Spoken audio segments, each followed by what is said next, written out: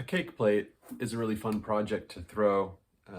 Basically, it's another example of a wide, flat piece that you reserve some clay in the center to create that pedestal that the cake plate sits up on. And you can get really fancy with them or you can keep them simple. I kind of like them simple and elegant, but it's kind of nice to put a little bit of a lip so you have a skirt that drops down on the edge of the cake plate. And I think it's really important to use an interesting wire to wire off your cake plate.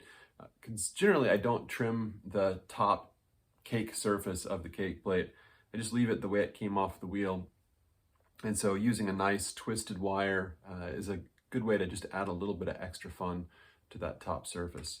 So that's another project where you're going to be pushing around a fair amount of clay. I've got about 5 pounds for this, and of course depends on the size of cake that you want to be able to display on a pedestal stand. But I'll show you my take on it, and I hope you enjoy throwing it. So I've got this definitely on a bat. You don't want to try to pick these things up off the wheel. It just doesn't work. And we're gonna spin the wheel and crush it down, get it stuck.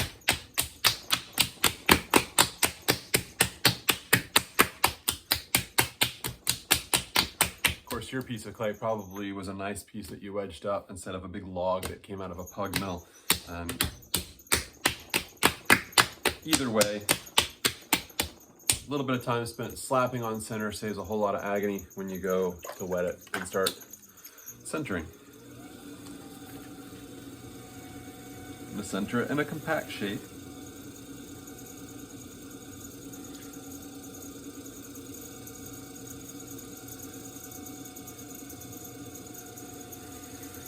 I keep my sponge in my right hand between my thumb and the rest of my hand so that if I get dry in the middle of a centering move, I can squeeze that sponge and dispense a little bit of extra water. And I find that really helpful. And I'm going to start forming this into a really wide, I guess, cone shape. It's going to be thicker in the middle and it's going to taper towards thinner at the outside edge. And I'll keep getting a lower, wider cone as I go, but I'm going to leave material in the middle from which I will gather up clay to create the pedestal. Got an enormous air bubble just opening up in the middle of my piece of clay. Not what you want to see, but we'll take care of it. Okay, so it's much wider. Whatever width I make it is going to be the size of cake that I can put on there. So you have to think about the size of a standard cake pan, and if I'm not mistaken, I think the standard cake pan size is 10 inches, and you don't want your cake hanging off the edge, and of course you're going to have some thickness of icing, or I don't know what else you want to put on your cake, but so let's say 11 inches would be a good finish size, and the thing is going to shrink about 10%. So 10 inches is where your bat pinholes are. That's a good reference point. I need to get out to somewhere between the bat pinholes and the edge of the bat, and that should give me a good finish size by the time it shrinks down. So I'm going to press down, not in the center, with my thumb and my fist. If you watch the video on chip and dip, it's the same move. I'm going to leave a little bit more clay though, because I want that pedestal to be bigger and more exciting than the little dip bowl. And I guess I thought of these two projects at the same time because it's pretty much a similar technique. Now let's talk a little bit about pyroclastic deformation, which is the sciencey word for what happens to your pieces of clay when you put them in a hot kiln. The fire, that's the pyro part of that word, makes the piece get plastic. In other words, it bends or warps, and your piece will get all deformed, and we don't want that. So one way to prevent that is making stuff sturdy enough. You've got the plate itself sticking out over empty space, and I fire them generally on the pedestal, not on the plate surface. And so as a result, you have to think about leaving enough thickness that it's really sturdy, and you also have to be really careful about drying it slowly and not picking it up off of the bat before it's quite stiff. Because any bending back and forth, the clay sort of remembers that and it'll come back into a weird shape later. So I'm gonna bring this out. I'm gonna leave myself a little bit of thickened clay at the rim that I can create kind of a skirt with. I'm out past my bat pen holes at this point, so that's good. I wanna check thickness and see how I'm doing. So out here, just inside that rim, I've got a 1/2 inch. As I come in, it's a little more than a 1/2 inch. And that's more like 5/8 to 3/4, more 5/8. So it's fairly even. It's a little thicker towards the pedestal and it gets a little thinner out towards the outside edge. 1/2 inch sounds like a lot, but if you want something to be really stable when it's sticking out far, that extra thickness is really gonna help. So I'm gonna take it down a little bit and get myself a little bit more diameter, but not much. Keeping my fingers on my left hand sealing the edge of that plate, because if I get a bunch of goo trapped under there, that's gonna be the top surface of my cake stand. I don't want it to be riddled with holes. Pressing down, drawing that clay out. All right, that's got a nice diameter, and it's getting down to a nicer thickness. What I want to do now is kind of reconsider this central clay and compress it, bring it on center. I've got the issue of some air bubbles that I'm going to try to convince to pop. And you want to be careful not to fold it over. I just felt like it was folding, and I want to kind of unfold that and let any goo that's trapped in there escape. I want to take my rib and place it here and really compress. And clearly this inner part is thicker. That's okay. It needs to be a little bit sturdier in there where it meets the pedestal foot. Really compressing and drawing that clay back in. Now, from a balance standpoint, you could have the connection point between your pedestal and the plate part be fairly narrow, as long as you flare it out enough at the top that you have a stable footing for the cake. Nobody wants a tippy cake stand. But from a deformation in the kiln standpoint, if you go too narrow, you've got so much distance of clay just hanging out in empty space. So you have to kind of balance the aesthetics of something that looks like it has a nice narrow waist with something that is going to work when you fire it. So I'm going to try to find that balance, and we'll see how we go. I'm going to open down here. Wow, enormous air bubble. Now, I'm not opening all the way to the wheel head. A lot of these projects you open all the way down, but I'm going to open down and check my thickness. I've still got about 3/4 of an inch, so I can go a little bit deeper. Draw this clay out.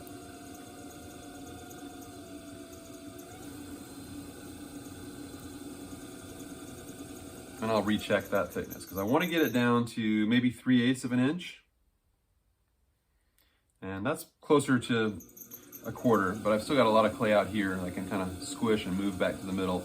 It's kind of an important technique, actually. If you open too deep, it's nice to be able to push clay down the wall and slide it back in towards the middle.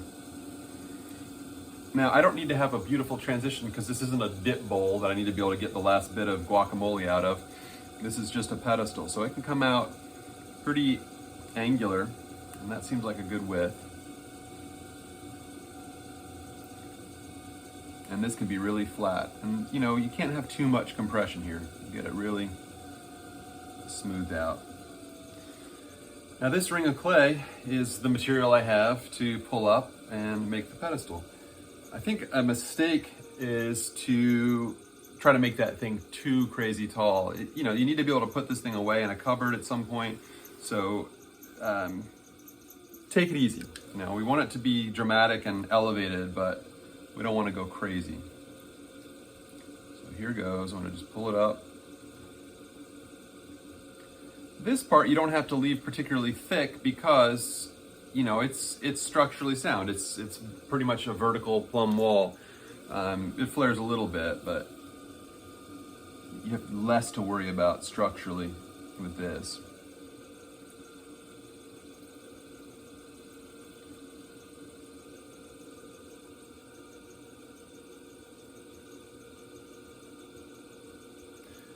And I'll let that flare out at the base to give it a nice stable footing.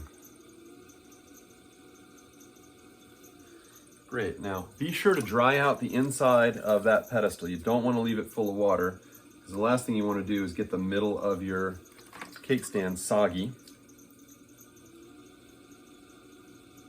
These things don't have 100% success rates. You know, they have stresses on them and issues.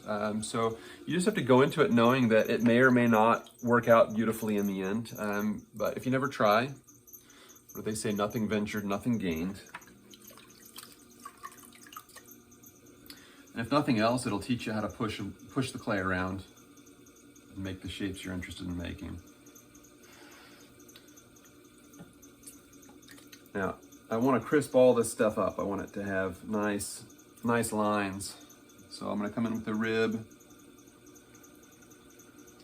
and smooth it out. Flare it out a little bit. And I'll get the outside as well. Really would prefer the metal rib for the outside, so we'll use that.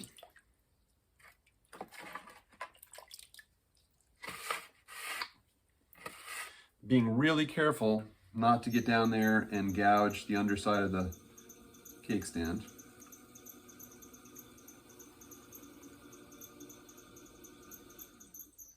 That's looking pretty nice. Let's rib this part.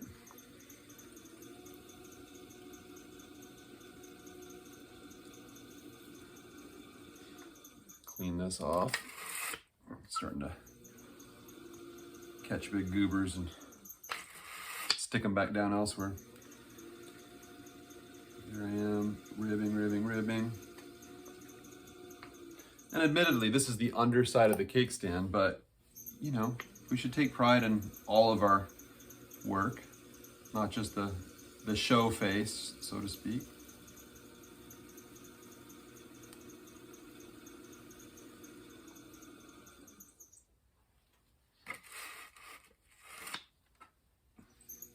And then the question is, how much do we pull up a little bit of a decorative drop skirt on the edge of the plate? I kind of like it just like it is, with a slightly just thickened edge, but just to show you, let's go ahead and pull it up a little bit.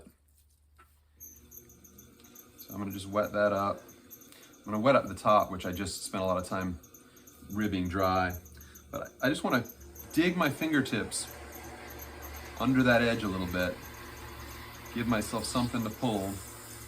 And I don't want to pull it a lot, just a little bit.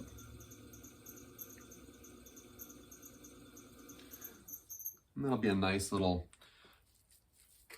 thickness, so that when you look at the cake stand from the side, it'll look like it has a little bit more substance to it.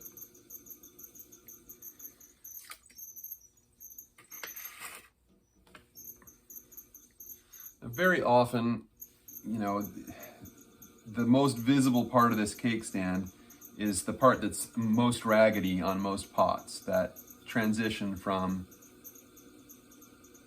the base of the wall to where it meets the wheel, or the bat in this case. So I'll start out with a wooden knife and see if I can't create an attractive edge down there. But I have been known to let these things get fairly hard leather hard, where they're not warping or moving, and I'll just do a little tiny cut. But I'd rather get it done now with the wood knife.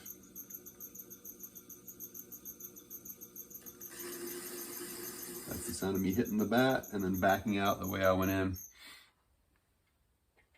I do want to take the chamois and make sure that this base of this really tall foot effectively is nice and smooth.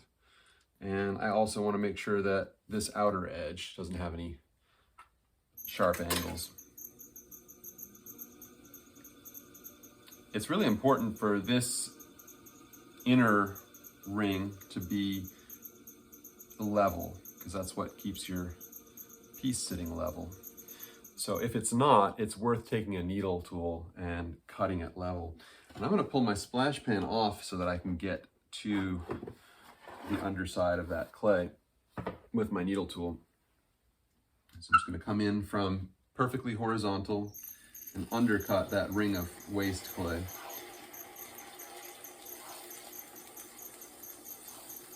Till it's free from the wheel, and then hopefully it's going to just peel off in one long continuous ring of excess. Beautiful. Okay, so that is a cake stand that is upside down, and it needs to come off the wheel on its bat, stay on its bat until it's hard leather hard.